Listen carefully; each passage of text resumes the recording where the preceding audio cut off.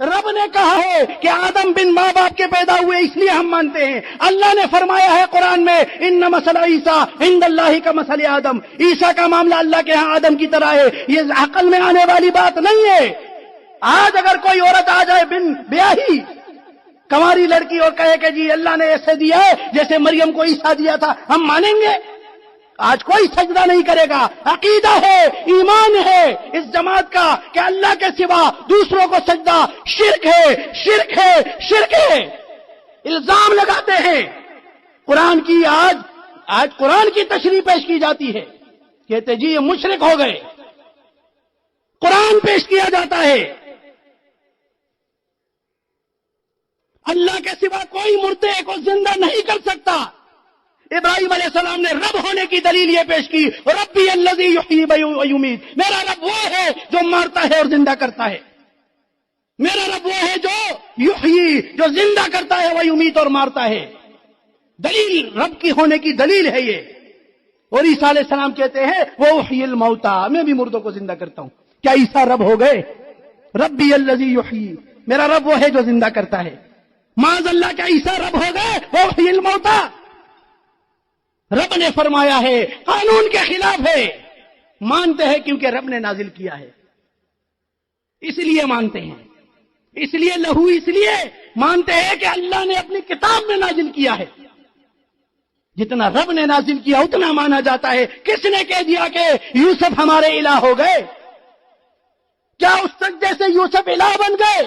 اگر اس سجدے سے یوسف الہ بنے ہیں تو پھر آدم کو بھی الہ ماننا پڑے گا, کیونکہ سجدہ تو آدم کو بھی ہوا ہے.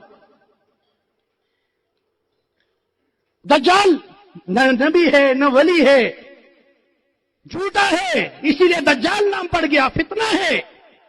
بتایا گیا وہ مردوں کو زندہ, پہلے موت دے گا پھر زندہ کرے گا.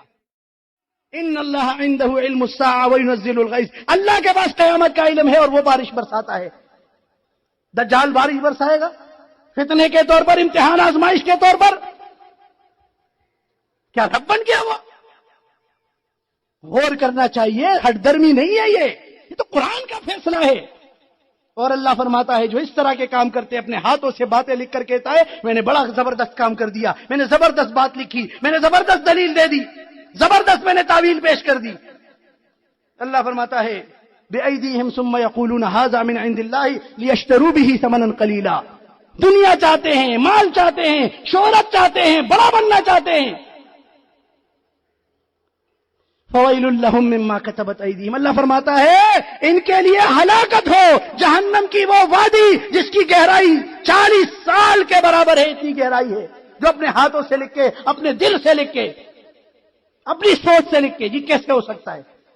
کیسے تو عیسیٰ بھی نہیں ہو سکتے. اللہ نے فرمایا ہے تو ہم نے مانا ہے. کیسے کا معاملہ نہیں ہے. یہاں پہ حکم الہی ہے, یہاں پہ حکم رب بھی ہے. کیسے اور کیوں اور کہاں تو وہاں کہا جاتا ہے جہاں پر رب کا حکم نہ ہو. جہاں رب کا حکم آ گیا وہاں کیسے اور کیوں ایسی باتیں نہیں ہوتی وہاں پر.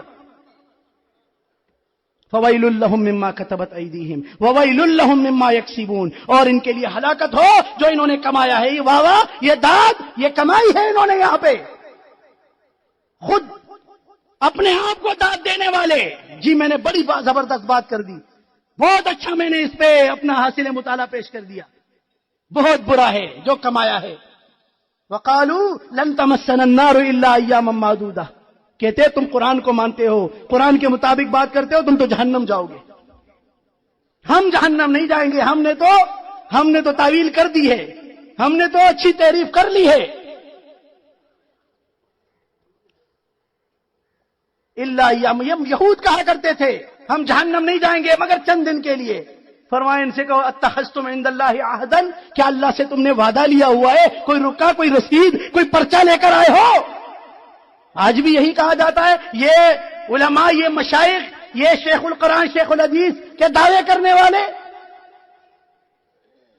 کہ ہم جہنم نہیں جائیں گے. بلکہ بایزید بستامی تو آپ دیکھیں اور سنتے رہتے ہیں, جہنم کے سامنے کھڑا کرو گے تو ایسی سرد آگ کھینچوں گا کہ جہنم کی آگ کو ٹھنڈا کر لوں گا.